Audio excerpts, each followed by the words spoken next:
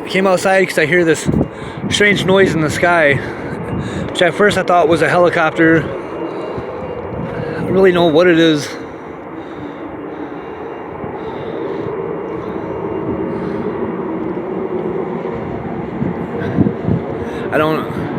It's not a helicopter, it's not a jet, it's not a train.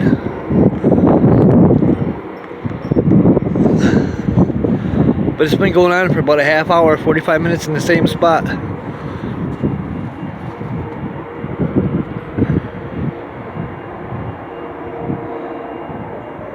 There's something going around in a circle out here.